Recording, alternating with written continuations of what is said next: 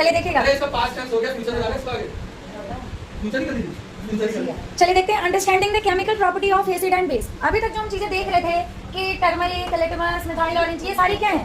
ये सारी physical property है।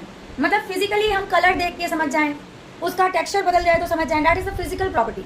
बट अब हम केमिकली पढ़ने जाए, फिजिकल के बारे में हमने 8वीं क्लास में पढ़ लिया है कि क्या क्या होगा, तो समझेंगे कि फिजिकली एसिड है, बेस है या सॉल्ट है। ठीक है, हम इस चैप्टर में क्या पढ़ने जा रहे हैं? केमिकली, मतलब केमिकल रिएक्शंस करा के हम चेक करेंगे कि फलाना चीज एसिड है या नहीं। ठीक है, तो ऐसे रिएक्शंस के लिए आते हैं। Acid and bases in the laboratory, collect the following solutions from the science laboratory. Science के लैब से कुछ चीज़ों को इकट्ठा करना है। सबसे पहले हाइड्रोक्लोरिक एसिड, HCl। ठीक है, जैसे ही फुल सेंटेंस, फुल वर्ड बोला जा रहा है, आप उसके शॉर्ट दिमाग में बिठा लीजिए, सिंबल्स। ठीक है, hydrochloric acid HCl, sulphuric acid H2SO4, nitric acid HNO3, acetic acid CH3COOH, sodium hydroxide NaOH, calcium hydroxide CaOH whole twice. ठीक है, potassium hydroxide KOH, magnesium hydroxide MgOH whole twice and ammonium hydroxide NH4OH। ठीक है, ये सब क्या करना है आपको?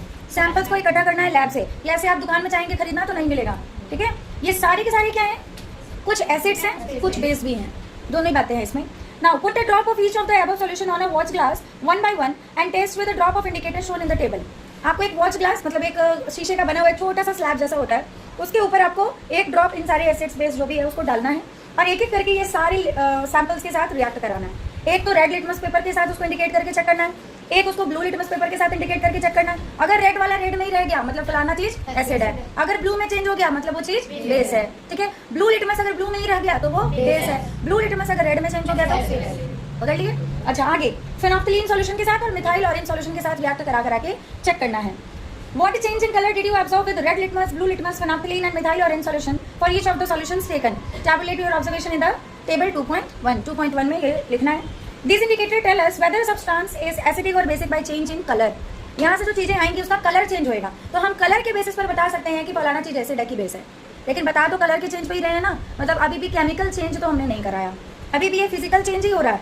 ठीक है, There are some substances whose outer change in acidic or basic medium. कुछ ऐसे भी सब्सटेंस है जिसकी खुशबू बदल जाएगी। ठीक है, जब एसिड पता चल जाएगा ये एसिड है तो खुशबू से हम बता देंगे कि वो चीज़ एसिड है कि बेस है, तो उसका आउटर चेंज हो जाएगा। These are called olfactory indicators. और वैसी चीज़ जिससे पता चल जाए कि फलाना चीज़ एसिड है कि बेस है उसको हम बोलते हैं olfactory indicator। पेपर में पूछा जाने वाला 2 नंबर का सबसे important question, what you understand by olfactory indicators। तो olfactory indicators क्या होते हैं? जो एसिड और बेस की पहचान करने में मदद करते हैं कि कौन सा चीज़ एसिड है, कौन सा चीज़ बेस है। ठीक है, let us try out some of these indicators. अब कुछ इंडिकेटर के बारे में नीचे बताया है, 1 मिनट में एक्टिविटी 2.2 आप पहले खुद से पढ़ लीजिए, फिर मैं बताऊंगी।